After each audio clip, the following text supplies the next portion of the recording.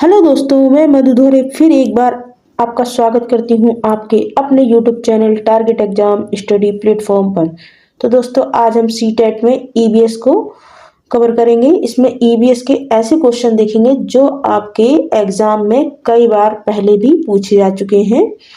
तो आप लोग वीडियो को शुरू से लेकर एंड तक देखिए और इसको नोट करते हुए चलिए। देखते हैं आज की वीडियो का पहला क्वेश्चन। वीनस फ्लाई ट्रैप तथा पिचर प्लांट को कीटभक्षी पौधे कहा जाता है। देखिए, यहाँ पर एक पौधा है जिसे वीनस फ्लाई ट्रैप या पिचर प्लांट या कीटभक्षी पौधा कहा जाता है, क्योंकि ये विशिष्ट पत्तियों या पत्तियों के भागों का प्रयोग करके कीटों को फंसाते हैं। अब बताइए, कीटों से ये पौधे डॉट डॉट प्राप्त करते क्या करते हैं?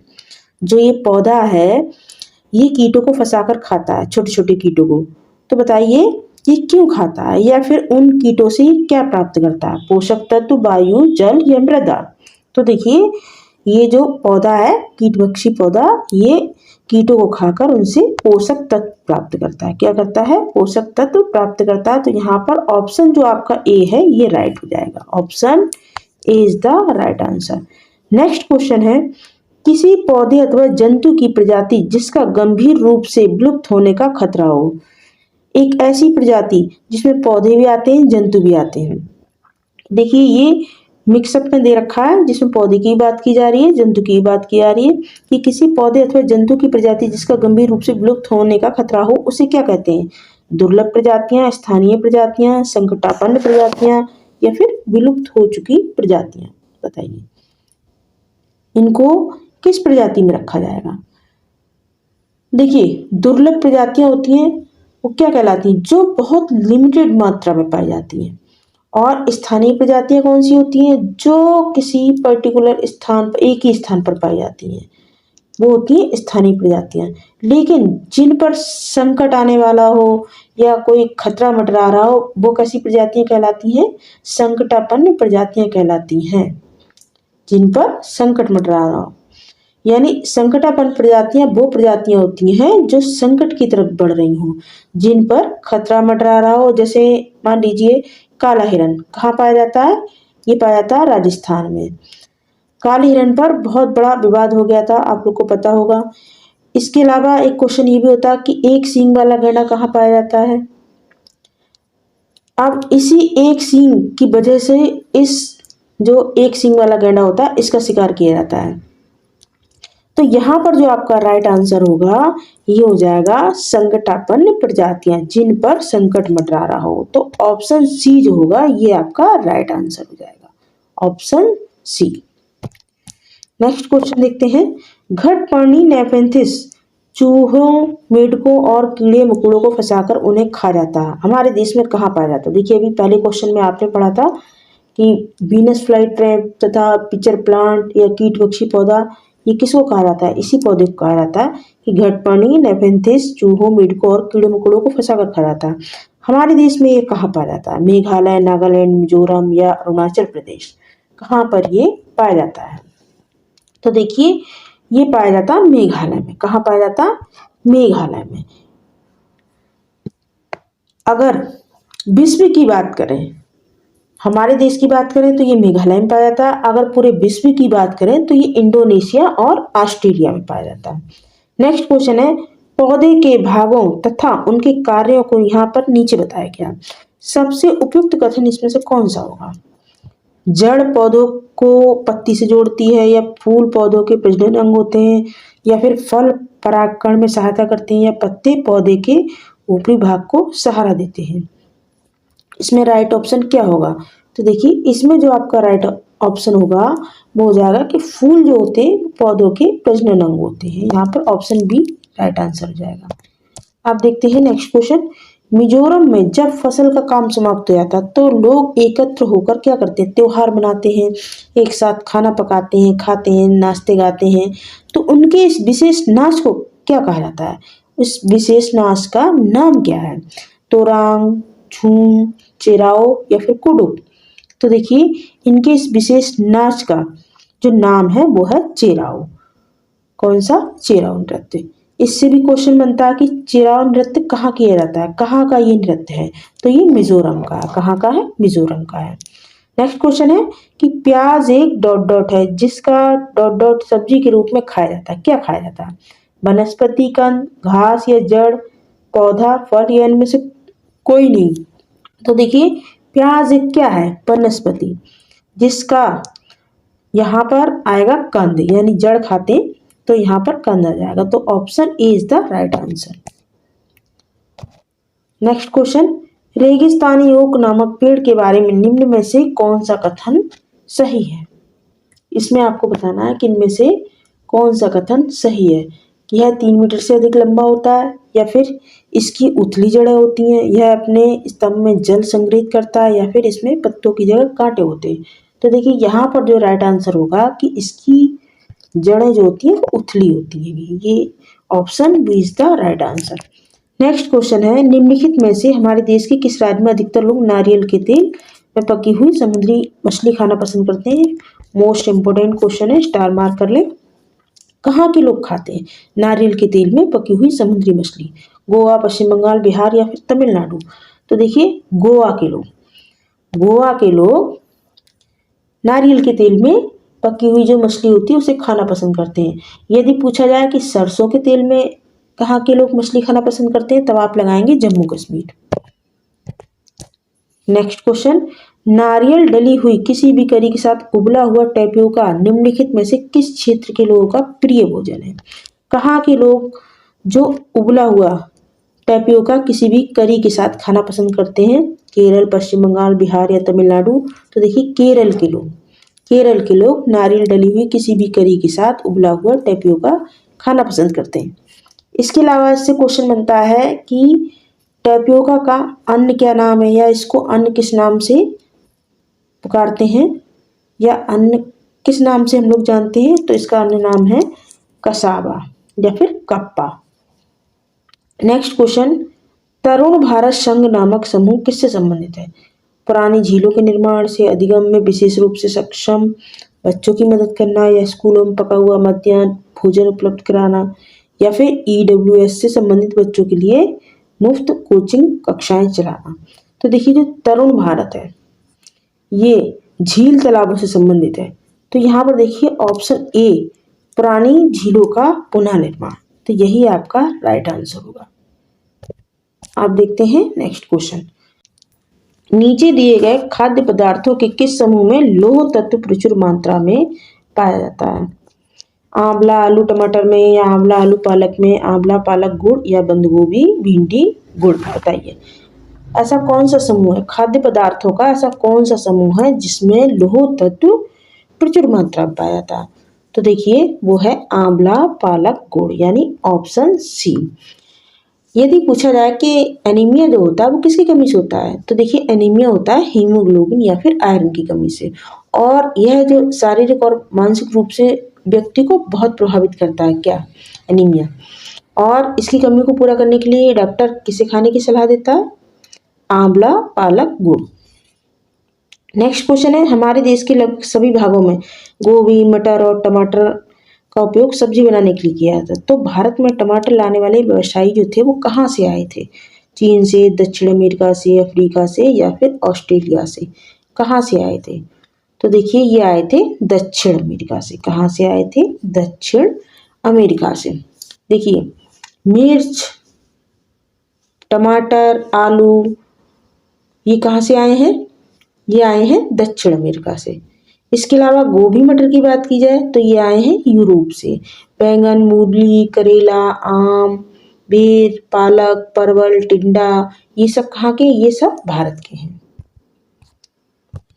नेक्स्ट क्वेश्चन है, हवा में उपस्थित ऑक्सीजन का प्रतिशत लगभग बताइए कितना होगा? यहाँ पर ऑक्सीजन का प्रतिशत पूछा जा रहा है, कितना होगा? तो देखिए ऑक्सीजन का होता है 21%। कितना होता है? 21%। यदि आपसे नाइट्रोजन का पूछा जाए तो नाइट्रोजन का होता है 78%। ऑर्गन का पूछा जाए तो ऑर्गन का होता है 0.93%। नेक्स्ट क्वेश्चन है, वन्य प्राणी सप्ताह प्रतिवर्ष मनाया जाता है, बताइए कब मनाया जाता है? अगस्त के प्रथम सप्ताह में, अक्टूबर के प्रथम सप्ताह में, जुलाई के प्रथम सप्ताह में, या फिर जनवरी के प्रथम सप्ताह में। बताइए वन्य प्राणी सप्ताह प्रतिवर्ष कब मनाया जाता है? तो देखिए ये मनाया जाता है अक्टूबर के प्रथम सप्ताह में। कब? अक्टूबर के सप्ताह में। अब यदि पूछा जाए कि वन्य जीव दिवस जो है वो कब मनाया जाता है, तो ये मनाया जाता है 3 मार्च को। और जो ये अक्टूबर के प्रथम सप्ताह में मनाया जाता है तो ये कब होता है? 2 अक्टूबर से 8 अक्टूबर तक मनाया जाता है। नेक्स्ट क्वेश्चन देख लेते हैं, मधुमक्खी पालन का सही समय कौन सा है? मधुमक्खी पालन का सही समय कौन सा? अक्टूबर से दिसंबर, जुलाई से सितंबर, जनवरी से मार्च या फिर अप्रैल से जून? तो देखिए मधुमक्खी पालन का जो सबसे सही समय वो है अक्टूबर से दिसंबर। कौन सा? अक्टूबर से दिसंबर। और मधुमक्खी पालन को कहते क्या है? तो देखिए मधुमक्खी पालन को कहा जाता है एपीकल्चर। इसके अलावा यदि पूछा जाए कि मधुमक्खी कौन से फूल पर सबसे ज़्यादा अट्रैक्ट होती है, तो वो होता है लीची का। कौन सा होता है? लीची का फूल। और ये लीची का फूल कब खिलता है? तो ये फरवरी महीने में खिलता है।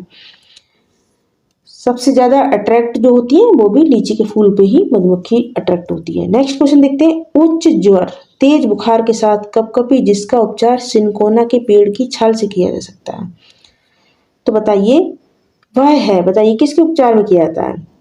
मियादी बुखार में, मलेरिया में या फिर चिकनगुनिया में या फिर डेंगू में? तो देखिए जो उपचार किया जाता है सिनकोना के पेड़ की छाल का, तो वो किया जाता है मलेरिया में। किसमें किया जाता है? मलेरिया में।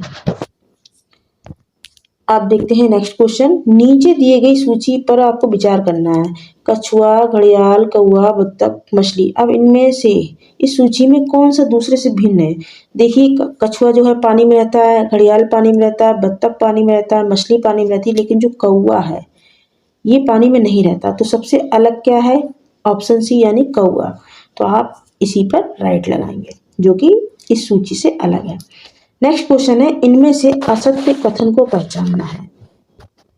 अब देखिए कथन क्या क्या है कि कश्मीर में लोग सरसों के तेल से बनी मछली खाना पसंद करते हैं, बिल्कुल सही। हांगकांग में लोग सांप से बना पकवान लिंगू फैन खाते हैं, बिल्कुल सही है। केरल में लोग नारियल में डली हुई किसी भी करी के साथ उबला हुआ टेपियोका खाना पसंद करते हैं, बिल्कुल ठीक है।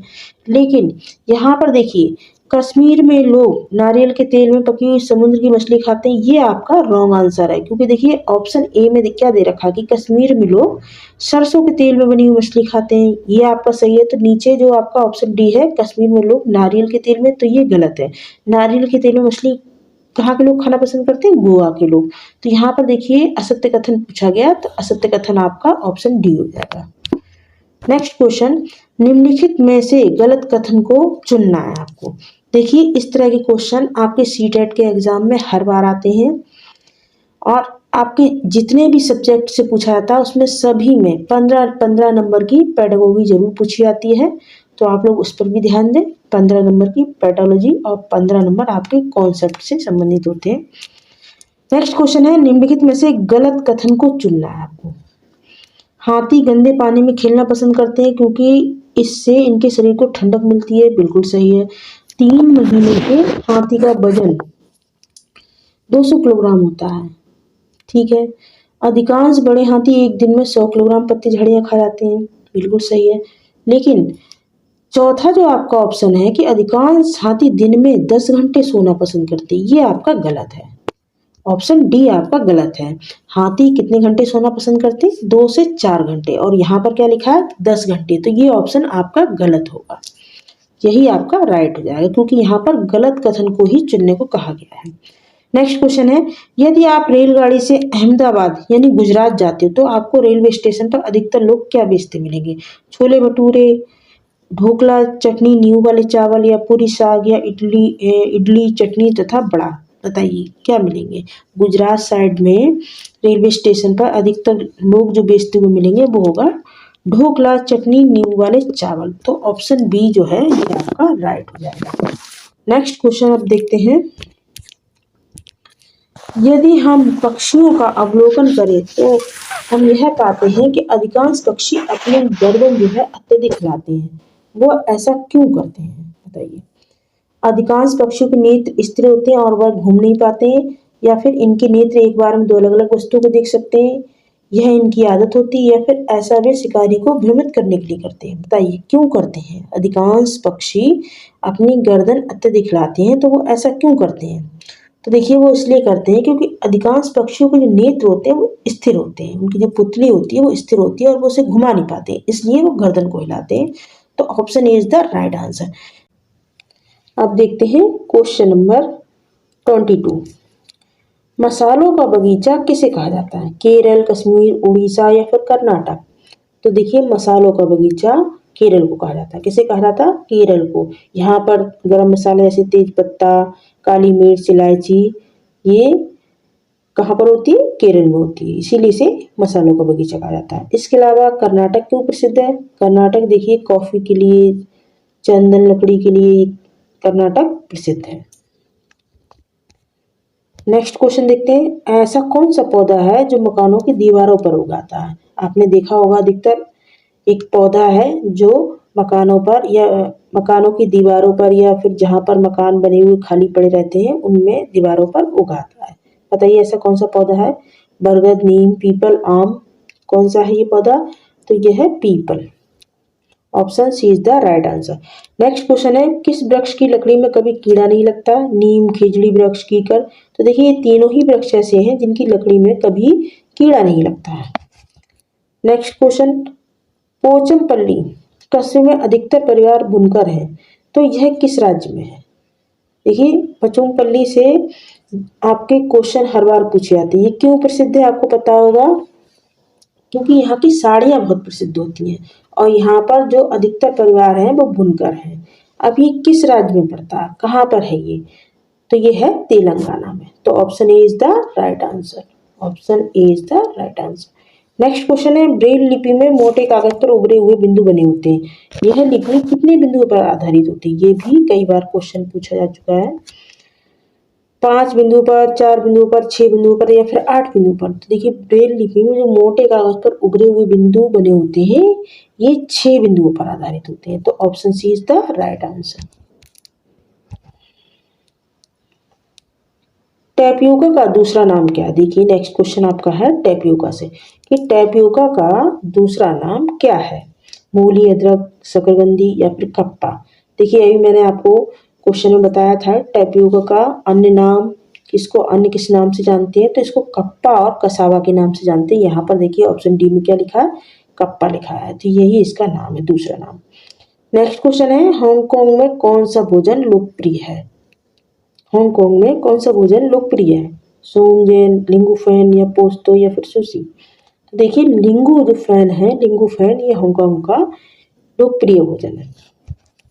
नेक्स्ट क्वेश्चन, निम्न में से कौन सी ग्रीन हाउस गैस नहीं है?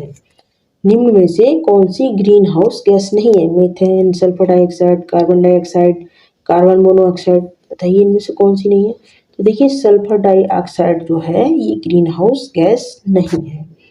नेक्स्ट क्वेश्चन है जो वीडियो का लास्ट क्वेश्चन है, इस पर आप लोग स्टार मार्क कर लें, ये भी आपके एग्जाम में कई बार पूछा गया है कि निम्नलिखित में से मिजोरम का सबसे प्राचीन नृत्य पूछा जा रहा है, मिजोरम का कौन सा है? रऊफ नृत्य, चिराओ नृत्य, गरबा नृत्य या फिर मुखौटा नृत्य? तो देखिए जो मिजोरम का सबसे प्राचीन नृत्य है ये है चिराओ नृत्य। अभी मैंने क्वेश्चन में आपको बताया था। तो चिराओ नृत्य कहाँ का है? मिजोरम का है।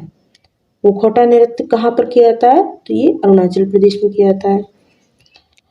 Thanks for watching. वीडियो आपके लिए हेल्पफुल साबित हो रहा हो तो चैनल को सब्सक्राइब करना ना भूलें। Thank you.